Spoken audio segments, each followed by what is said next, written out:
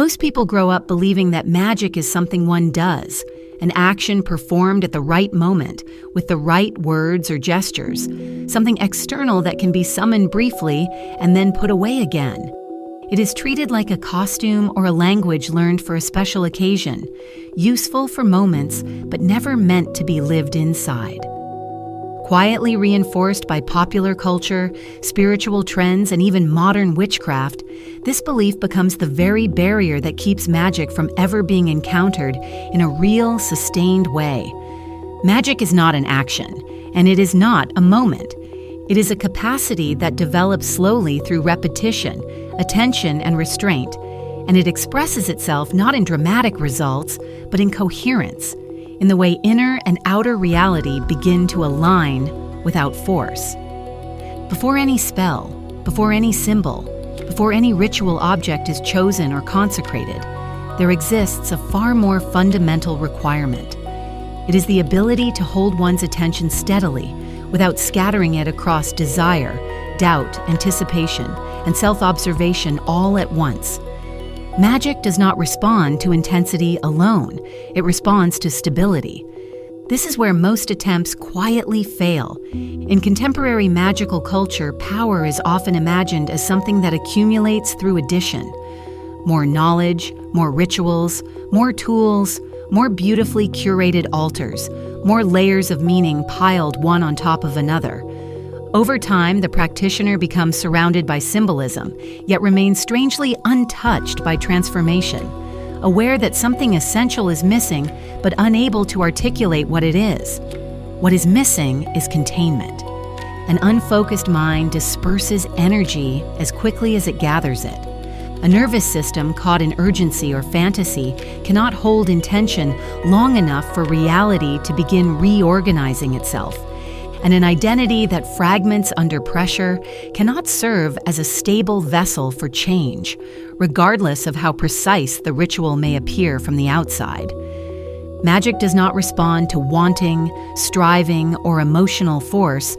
It responds to coherence, to the quiet internal agreement between thought, body, and awareness, held consistently over time.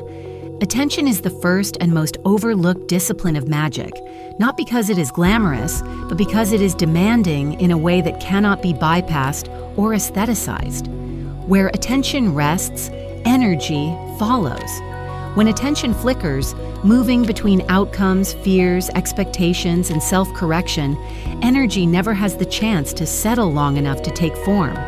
Silence in this context is not emptiness or withdrawal, but structural integrity, the internal stillness that allows intention to exist without strain, explanation, or performance. Intention itself is often misunderstood as desire sharpened into words.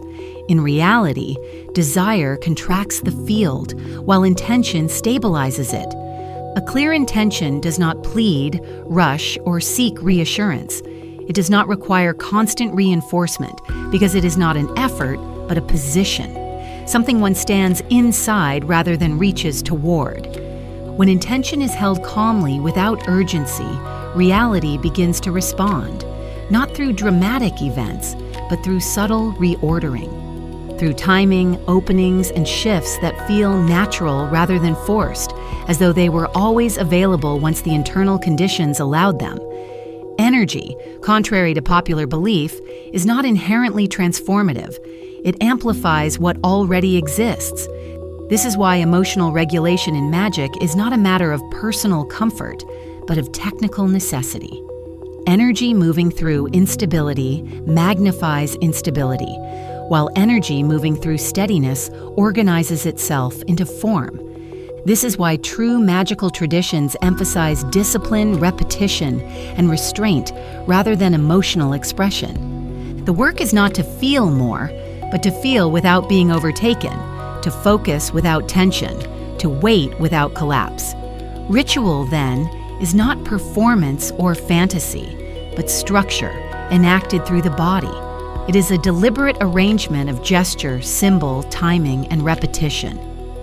One that trains the nervous system to remain coherent under intention, allowing subconscious and conscious layers to align without conflict. Ritual works not because it is dramatic, but because it creates order. And order is the condition under which energy moves predictably. If you find yourself drawn to candles, symbols, silence, or rhythm, it is not because you are seeking escape or enchantment. It is because something in you recognizes structure. It remembers that power is quiet, that transformation unfolds rather than announces itself, and that depth cannot be rushed without being lost. This series is not an invitation to perform magic, collect spells, or adopt an identity, but a return to the foundation that makes magic inevitable when it arises and unnecessary when it does not.